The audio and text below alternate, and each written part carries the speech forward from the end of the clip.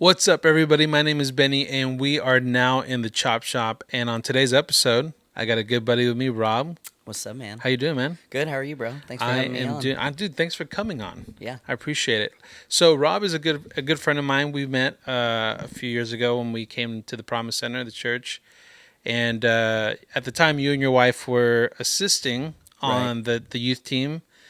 And since then, you guys are now the youth pastors for. It's been about what? It's almost like going like on 2 years now. That's crazy. Time has flown by Yeah. fast. I think So we kind of like took over right after summer camp in yeah, 2021. So yeah, it was yeah, like yeah. late August, and Okay. we've never looked back. It's been Yeah, pretty cool. and we just finished summer camp a week ago or two ago. Yeah. It was by far like our best camp that we've Yeah, had. We had over 35 students like say yes to Jesus for the first that's time. awesome, man. Over like 15 students, they rededicated their lives to Christ. Yeah, And then on our final night, which I know that you were there, yeah, we yeah. had over 20 students receive the Holy Spirit, which That's cool, man. God is just so good. So it's exciting. It's exciting times at MU. Yeah, yeah. That's awesome. So, I wanted to bring Rob on. Amazing young guy. Somebody that I appreciate. Everything that you guys do. And I just wanted to bring you on to kind of like share your story. I think sometimes, from the outside, we look at people and we're like, man, they just got it all figured out. Life was just easy for them. Right. And, you know, you and your wife are people that honestly, you guys, everywhere you guys go, there's a glow, there's a shine, a light on your life, obviously, and Appreciate it. people love being around you guys. You yourself, you're an amazing encourager, and but I also wanted to give an opportunity for people to hear your story, like, Right. and kind of, how did Rob get here? Right. What did he experience in life? So tell me, man, like you weren't born here in Santa Rosa, Right. so tell us like where you grew up and what that life was like. I always love to rep this, but born and raised Stockton, California, Okay. 209. 209. Nate Diaz, Aaron Judge, homies that I personally like. I've met. I grew up actually with Aaron Judge. We played Yeah. baseball like growing up. He's a really cool guy. Was hoping that he'd come to the Giants, Yeah, but didn't happen. didn't work out. Yeah. But yeah, I grew up in Stockton really most of my life. And it was great. You really don't know the intensity of Stockton till you leave it. Gotcha. And so when I moved here about 4 years ago, it was maybe like a couple of months right before COVID. Yeah. I went back to go visit one time, and I was like, my gosh, like, did I really grow up here? Like this is insane. Yeah. There's a lot going on, and it moves very quick. But it molds you. It molds you into like a certain type of individual. Yeah. And like I'm proud of my roots. Like I grew up in Eastside Stockton, and it really helped shape me like who I am today. And like I love it. I miss it. Yeah, yeah. But I know where I'm like meant to be, and so I don't regret moving to Santa Rosa at all. It's been a great place to me. So Stockton is, for people who don't know, Right. it's located. So it's in the Central Valley. So it's Okay. about 45 minutes south of Sacramento. Okay. And so it's Central Valley. We're not near like any type of water. It gets really hot in the Yeah, summer. right. I usually tell like my friends, I'm like, man, when it's like 90s in Stockton, Yeah. it's a pretty good summer. Yeah. So we're like in that central area. It's probably about like 2 hours away from San Francisco. Right. But yeah, it's a cool place. Yeah, and I mean, just like anywhere else, Stockton has its problems, right? So what's like I guess the culture of Stockton? Like, what is there to do? What do people do in Stockton, and what's the scene like there?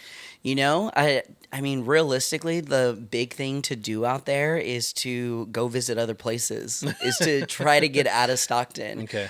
So we go to places like San Francisco. We'll go to the Bay Area.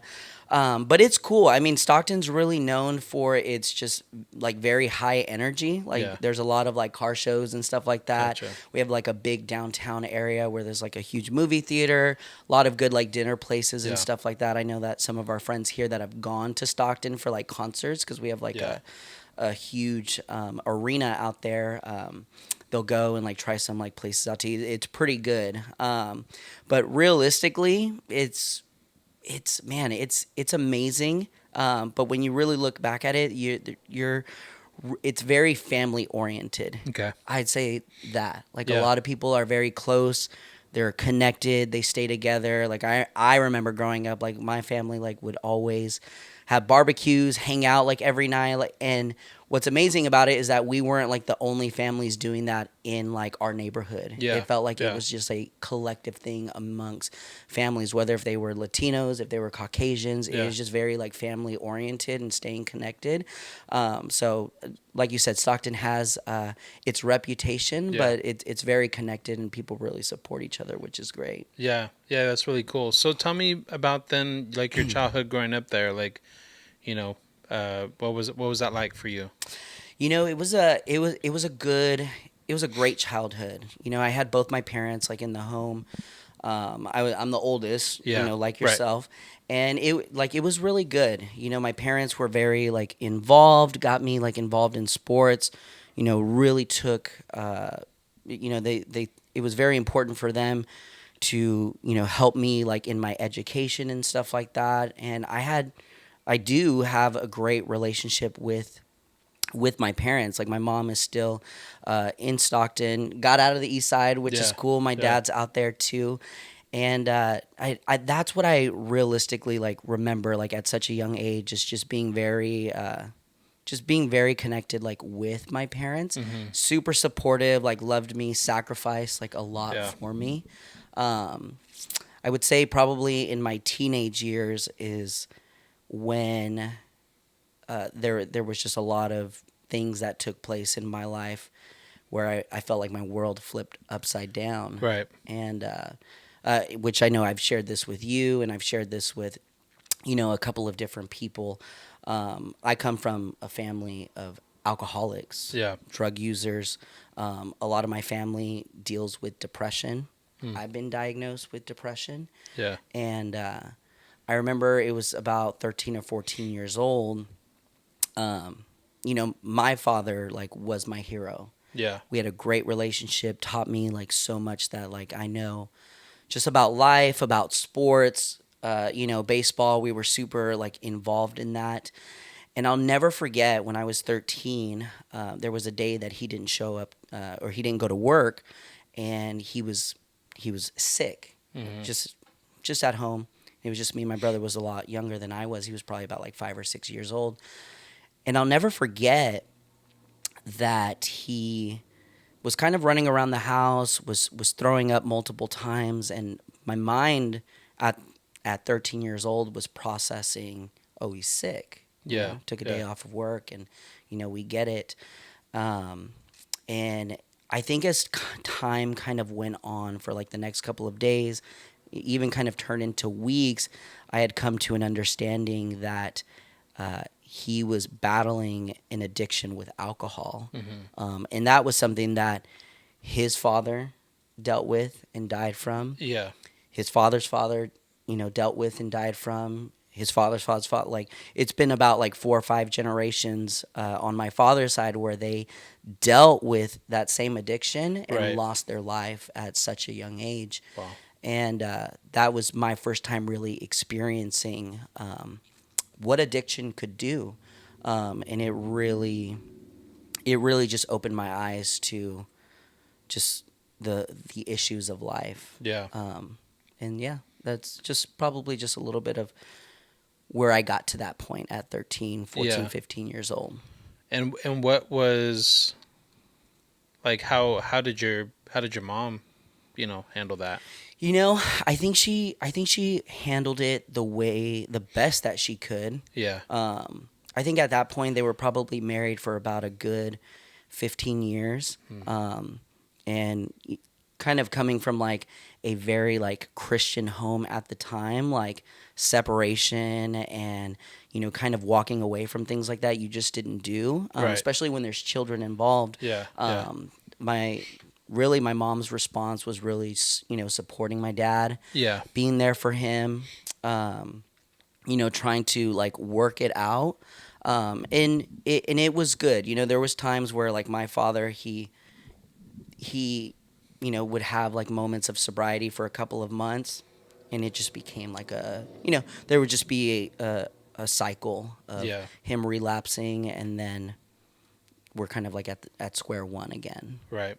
And so you as the oldest one, then how many siblings do you have? It's me and my brother. Okay, Yeah. so like, how much younger? How much younger is your brother than you? We're about like 6, 7 years Okay, apart. so there's a pretty good Yeah. gap. So by the time you kind of notice what's going on, he's too young to Right. kind of Yeah. understand what's going Process. on. Okay, got it. So you guys are Christian home, going to church. Hmm. Your dad's dealing with this. Your mom, the family's having to go through this. Like, you know, what was your experience in church like while this was going on?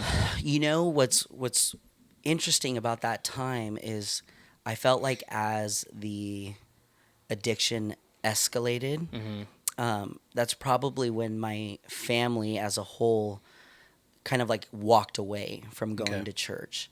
And so me at 13, 14 years old, I was kind of like, okay, well, Yeah.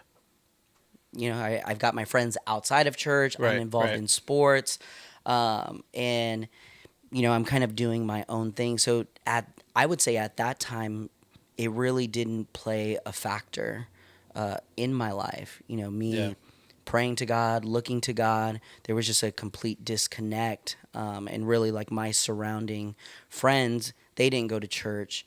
They didn't really know about God, and so it Yeah. was just something that I never really thought of, or at least put like in the back burners of my mind. Yeah. And what did that do for you? Like, what did that do to you with your relationship with your dad? I think in those teenage years I was really hopeful that you know life would get itself together, that my dad would put the bottle down, and I think at that time I really didn't have an understanding of what addiction is. Yeah. I thought it was really something as easy as, well, you can just stop Yeah. and Yeah. move on with your life, and things will be good. And I felt like as the years continued to go on, and as his addiction continued to just get worse, there was really a strain in our relationship. Mm. And I think as I got older, I came to realize that I had felt rejected through my teenage years. Yeah. I felt rejected from my father, because number one, he was my number Right. one hero. Right. Yeah. I looked up to him. He taught me everything that I knew. He was realistically my biggest support system, Yeah. and we just had a great relationship growing up.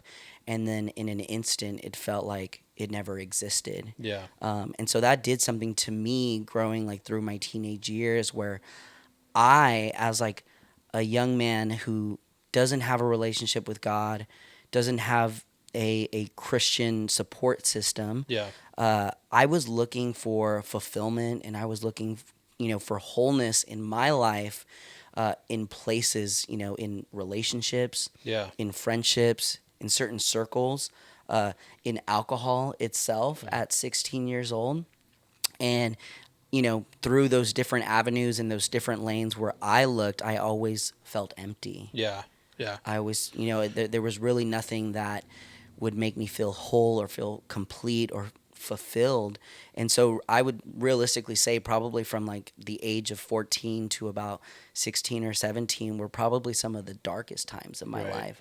I'll never forget when I was 16, my father wasn't working. He was drinking pretty much every day, and I would just come home from school, lay in bed. We couldn't even like, there was really nothing to do but just kind of be in our rooms, just kind of like watch TV. And I'll never forget asking the question at 16 years old, like, is there anything else to life Mm-hmm. other than this? Mm-hmm. Because if there's not, then I don't want to Yeah. look any further. I don't want to go any further. And it's a big question for Yeah. any teenager to ask themselves. Mm-hmm. But that's where I was at. And thankfully, I had gone.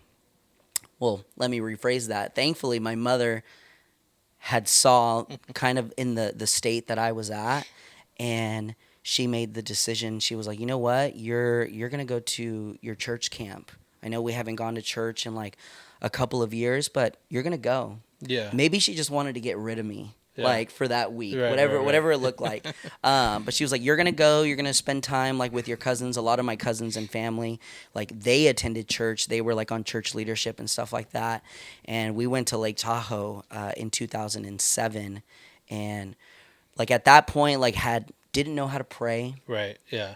Didn't like I wasn't in a service for a couple of years now. But I'll never forget that on a Tuesday night in Lake Tahoe, I had felt the presence of God for the first time in my life, Yeah. where there was no pain, there was no there was like no emptiness. It was just the completeness, just presence of God, just filling my life in that moment. And it was the first time in a long time where I felt just loved, Yeah.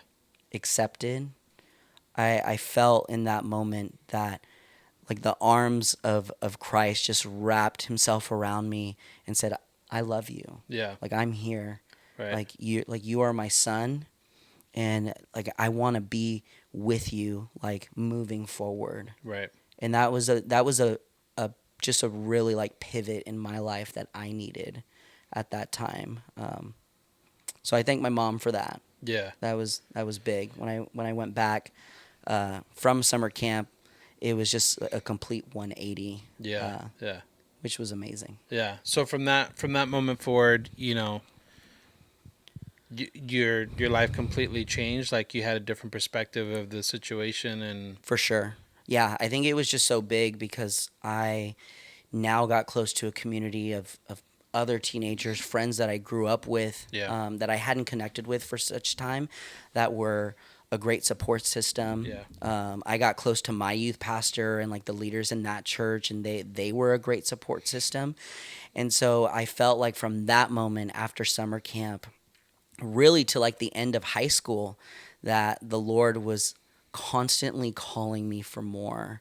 Like, hey, like, what your plans are, what you think, like what you want to do with your life.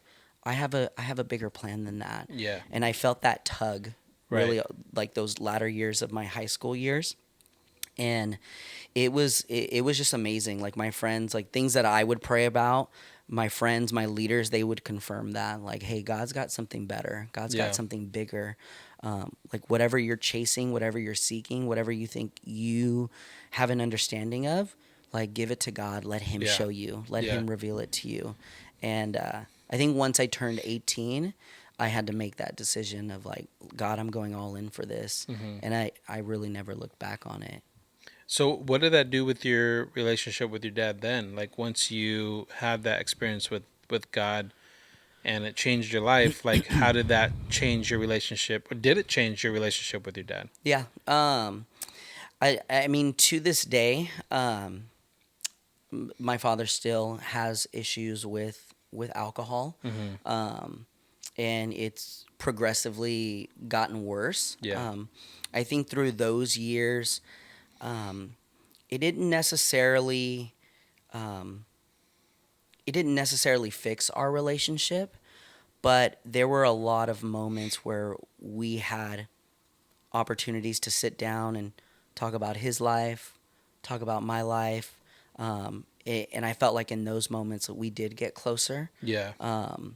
because I understood that life is not perfect, Right. and that addiction is a lot deeper than a decision in that Yeah. time. Right. And I would say kind of like in those years once I got out of high school, it was a pretty good relationship. Yeah. Um, and I mean, even to this day, when we do have an opportunity to kind of catch up, things are a lot better than what it was when I was a little younger. Yeah. And so it's in a good place, and I love that, man. Yeah. Yeah. I think you said it like our dads are really kind of like our first superheroes that Right. we believe in, that we love, that we look up to. Like my dad, I felt the same way. I feel the same way, but my dad. But at the same time, as we grow older, like we also see like their faults and see where Right. they fall short. And I think that the moment that a son like realizes that their dad is not perfect is kind of a big deal, you Yeah. know. Um, and the reality is that there will always be that moment, like, Right. you know. And for some, like for yourself, like it was you realizing, you know, your dad had a problem, like a serious problem, you know. Right. Where for some of us, you know, maybe my dad doesn't have an addiction problem, but there are issues, you know, there are faults, there are things that, hey, you know, my dad is not perfect.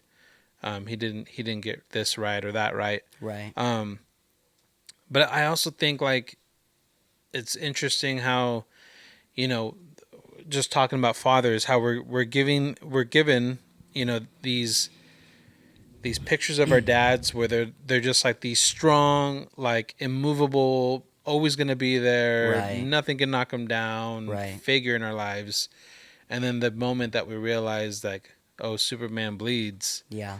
it's like, wait a second, what does that mean? What does that mean for me? What does that mean about, you know, how I felt safe and how I felt so secure? And now that's not the case, you know, and it kind of makes you question everything. Um, but I kind of want to talk about, you know, the fact that you haven't gone through that. Yeah. And like you just said, I mean, it's not something that necessarily got fixed. Like this is still a thing in your life, in your Right. father's life. But now you're in a position, now we're talking about present day, where you're literally, you're not a dad yet, Right. but you're in a position now as a youth pastor where you are a male leader in young people's life. Right. You know what I mean? They, and you know, again, you're not their father, but you are a leader. You are a male role model for them. You Mm-hmm. know, um, dude, like talk to me about how, because you know everything that you've gone through would say that you wouldn't be where you're at.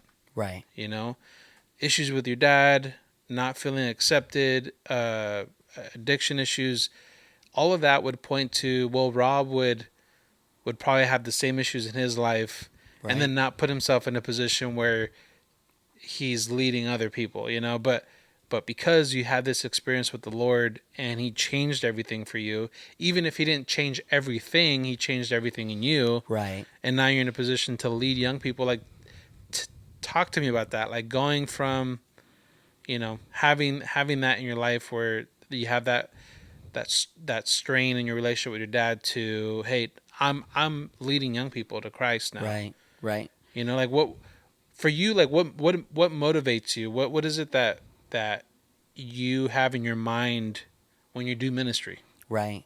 No, I think it's definitely a couple of things. I think I think there were a few things that got me to this point. Yeah. One, uh, it was in youth ministry, in a summer camp where I met God Yeah. and like I got saved. Right. Like in those, like in that moment, like it wasn't a Sunday service, which we need. It's amazing. Like I Right. love our weekend services, but like for my story, it was in youth ministry, like where I Yeah. met the Lord for the first time, and then when I graduated high school, my youth pastor at the time was like, "Hey, I know you don't have it together at all. Yeah. I know that you don't even like you probably haven't even thought about it, but I want you to serve on our youth ministry team."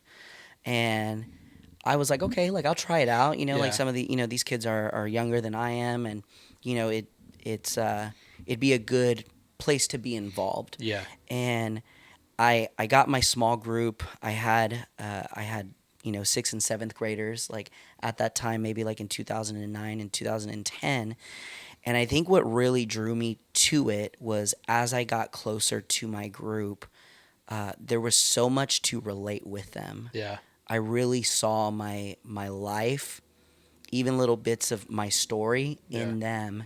Yeah. And I'll never forget that as, a 13, 14, 15-year old, um, I didn't have a godly influence like in my life Mm-hmm. that could be there for me, that could pray for me, that could, help guide me and answer maybe some questions that I had about my faith and Yeah. about God and about life itself. And I really made that decision at maybe 19, 20 years old where I said, you know what? I see the need. Like I see why God has put me in this place. Yeah. Like it's to help be there for young people, to love on them, to pray for them, to be a support system, to Yeah. be a consistency for maybe in a lifestyle of their lives that Right. have no consistency. Yeah. And I've done other things, of course, like worship. I was part of a drama team. Many other different things, Yeah. like typical like Spanish Yeah. church. Yeah. There's always got to be like a drama team for sure, but it was always youth ministry where you Yeah. could have those raw conversations. And I remember like back in 2016, there was a student of mine. He was about like 16 or 17 years old, and we had a youth service one night, and I can tell the Lord touched him. And I prayed with him and talked to him a little bit about his life. And in that moment, I could tell he had that same God encounter that I had almost Yeah. 10 years ago. Yeah. And we got close. We would hang out maybe like 3-4 times a week getting Jack in the Box. Yeah. He would get like coupons, and we would just talk about God for hours. Yeah. And it's just been something that I've loved to be a part of, Yeah. to like watch young people in the mess of what culture is today, Mm-hmm.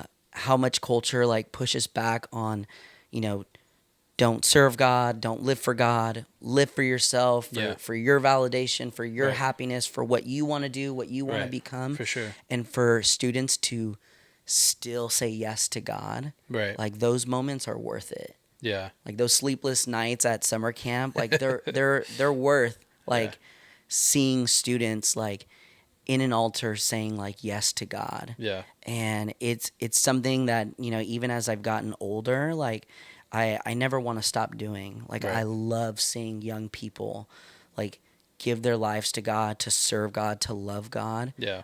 It's so rewarding. And I would say like a lot of like my wife and I and our leaders, we see ourselves in Mm-hmm. our students, and we pray that our students make better decisions than we did, Yeah. and that we create a pathway for them to stay connected in the church, to experience God, to serve God, to serve the church. That's really what we believe, Right. and it's a full circle moment, Yeah. Yeah. and I wouldn't have it any other way. Yeah. I think that's really cool, man. Like I agree. So, Ruthie and I, we served as youth pastors at our old church as Mhm. well for a long time. And I was serving youth ministry as early as I could remember, serving at youth camps. Right. And that's why I enjoy going back, because I also had God encounter at camps. I understand there is such a power in the camping ministry that it's the only reason why churches continue to do it, because God does something when Right. young people isolate themselves somewhere in the woods Yeah. and just dedicate the days to really just leaning in and trying to hear from the Lord. Right.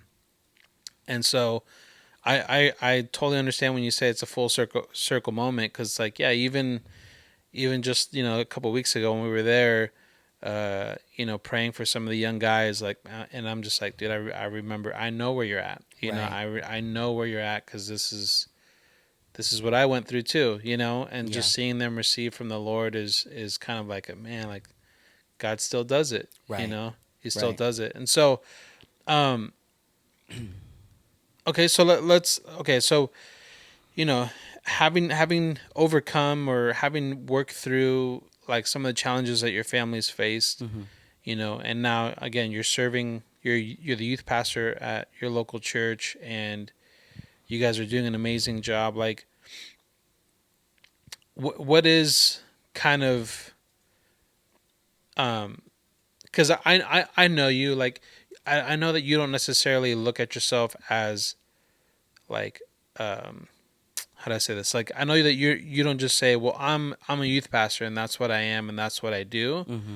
I know for you, it's kind of like it's more than just that. You don't look at what you do as just like a job title or like a, just a role that you just got to fill. Right. Like, I know for you, it's a mission in your life. Mm-hmm. Like, and to be honest too, like, just kind of tying it back into where we live now in Santa Rosa, we were just talking about a little bit before, um, that we recently had a couple shootings here in Santa Rosa that Right. are dealing with 14 and 15-year-old kids that are literally pulling the trigger, and then another 14, 15-year-old kids dying on the streets is insane to me. Like, for you, what is that mission here in this moment in your life, in your ministry, and you and your Right. wife, right? Because you guys work together. But what Mm-hmm. is that? What is it that you want to do? What is it that you want to see here? Yeah. No, it's a great question. I guess simplistically is we want to just show who Christ is Yeah, to a generation that is hungry for, like, for God, yeah, that is hungry for fulfillment, that is hungry for acceptance, that is hungry for a just a life changing encounter. right. We kind of talked about it off camera. Really, what's taken place in our school systems, Yeah, in our generation, in the last couple of months, yeah, parents, students, young people, like they are searching right.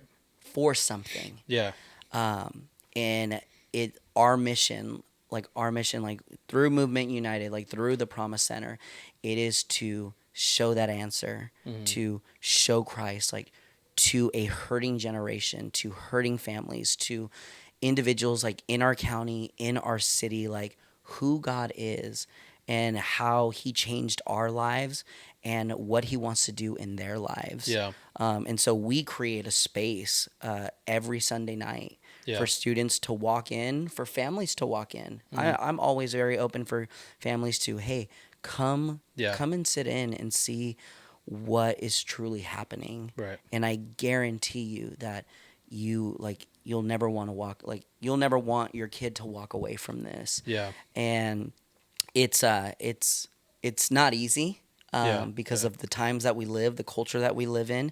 There's many different influences. There's many different thoughts. There's many different opinions. yeah, And we fight for the souls of our students, the yeah, souls of, like, the students of Sonoma County. Like, we want every student that walks through our doors, or that are in the school systems, that are in our high schools, in our middle schools, to know God. yeah, And anything less than that, like, we are fighting for it every day. mm-hmm. And so our leaders are so passionate. Yeah, They're incredible leaders. I know that you know some of them. You have yeah, great right. relationships with them. They do an amazing job of spending time with students, pouring into students, encouraging students, for them to see the bigger picture of their lives that students may not see, like, in that present moment. Yeah, So that's really where we're at, and we're Yeah. we're excited about what God is doing, Right. like, in our ministry, like, in our church, like, God's hand is in it, and like, we know that exciting times, like, are still ahead of us. Yeah, and I think that's, like, even with, kind of the news, the chaos of what has been happening here locally in the last Mhm. couple of weeks. I think that anytime stuff like this pops up, it's like, okay, we know that God's doing something, like, Right. because I mean, the stuff like this is pushing back, Right. and so we know what God is doing and you're right, dude. Like, I see it, I hear it, in the students of Sonoma County, they want something real, Right. like, and I think it's always been like that. Even when we were young, Yeah. well, we're still young, but even when we were like teenagers, Right. we want something real. Young people want something real that they know is 100% authentic. Right. You know what I mean? And yeah, everyone tries to give them something that is not, Hmm. and they end up turning to something else. Well, what's next? What's the next thing? So like I believe that students here in Sonoma County are looking for something. Right. They're looking for something real and authentic. And I think that, for yourself, for really honestly, youth pastors all across the county, like Hmm. this is an opportunity for you to step in and be the voice, Right. and let the Lord use you to preach the gospel, to share something real with them. But I believe like because of what's been happening, like it's a testament, like God's doing something, Right. and he's about to do something more. Yeah. He's about to take it another step forward. He's about to do something bigger. And that's what kind of the I guess you can say like some of the uneasiness and even like discomfort that we're feeling right now. Right. Because there is, it's kind of hard to hear that 15-year-old kid passed away, Yeah. from gun violence, from gang violence, and then be okay with it. Hmm. Um, so yeah, and being someone that has seen you and your wife doing ministry, like and I could speak for Rob and his wife that like they are the real deal when they say they want to be there for your students. When Rob says like I just want to be there for students, like you guys are. I feel like that's what to me really speaks volume about you and your wife and your Hmm. team, your ministry, your team together, is that you guys, it's not just about Sunday night youth gatherings. Right. You guys are there for sporting events. You guys are there for parties, for birthdays, for anything that you guys can be able to Right. go to. You Yeah. guys are there. You guys are like you guys are at the school, at their homes, wherever, like just cheering them on. Hmm. And I always believe that when you do that, when you show up for them, like that sticks with them like Yeah. forever, For sure. you know. And you guys are real about that, and I love that you guys do that. Um, and so because I feel, because it's like what you said, right? Like you want to be there for them, Yeah. Yeah. We're definitely we're not event based. right? We're journey based, and that's Mm. something that like my wife and I like we preach down to like our leaders. Yeah, Like we are not a hour and a half ministry, right. but we are a 24/7 like ministry, Mm. like to our students, Yeah, to our families. Like we want to be there like in the good and the bad. We want to be there like in the highs and the lows, and that requires more than a 4 o'clock setup and mm. then an 8 o'clock tear down on a Right, Sunday night. right. Like we like if I say this like every year, like when we meet with our leaders in the beginning of the year, like, hey, if we're saying yes to this, we are all in on this, Mm. and we have a God that is leading the way, and He's gonna take care of the things that we just that we just don't have the answers for, Right, for sure. and it's shown in our students' growth, in our team's growth, that families see it, the church sees it, that Mm. like we have leaders that truly care, that are invested, that want to help be the difference maker in their child or their students saying yes to Jesus, serving Jesus, loving Jesus, and not being a statistic, Right. uh, like in those teenage years or when they get out of high school. Yeah. Something that I've shared with my team is that, and I heard this on a podcast a while back, is that three, or let me rephrase that 2 out of 3 students that lead, that get out of high school, they will walk away from the faith. Mm. And so, we had a couple of graduates that just graduated from high school, and like that's over 60% Yeah. of like our students that we just served for the last 4 years. Yeah. The statistics say that they could realistically walk away from it. Yeah. And so like what we what we tell our leaders is that this really is life or death. Yeah. This is like what we are doing is truly the difference, and we're gonna we're gonna fight for our students. We're gonna Mm-hmm. fight for the homes, for the families of the Promise Center, for the students and Yeah. the families of Sonoma County, Right. because it is life or death. and it's so easy to walk away. But we're gonna fight, and Yeah. God will take care of the rest. Yeah. So, uh, MU, Movement United, the youth ministry, you guys are middle school and high school, Hmm. right? So grades 6 to 12, Right. right? And you meet Sundays at what time? 5:30. 5:30 at the Promise Center Church. Right. And well, I'll put the Movement United Instagram handle on here. So We need it. if you're a young person and you're looking for community, looking for a place to just get to know some people, this is the place to go. You Yeah. know, I think it truly is. Um, before we wrap up, I just want to give you an opportunity to speak to anyone who could possibly be dealing with, you know, any kind of addiction or addiction in the family, like in your case that you have experience as well. Like, what would you say to somebody who's just having that experience in their life right now? Yeah. I think what I would say is that number one, you are loved, you're known, and there is a support system out there for you. Yeah. There's people that want to be there for you, that want to support you, that do love you. You are not on your own. And I know growing up, and as I've come to, you know, just understand addiction a little bit deeper, is that a lot of it does have to do with isolation and feeling that it is me that has this only problem. Right. You know, it is me that's the black sheep of the family, or, you know, I'm the only individual that has these types of issues. Like, if I could say anything, is I want you to know that, like, hey, you are not alone. Like, Yeah. I have your back. We have your back. Like, there is so much more. Yeah. God wants you to know that. Right. And it's not the final chapter of your story. Yeah. I thought at one point it was the final chapter of my story. Right. And it had nothing.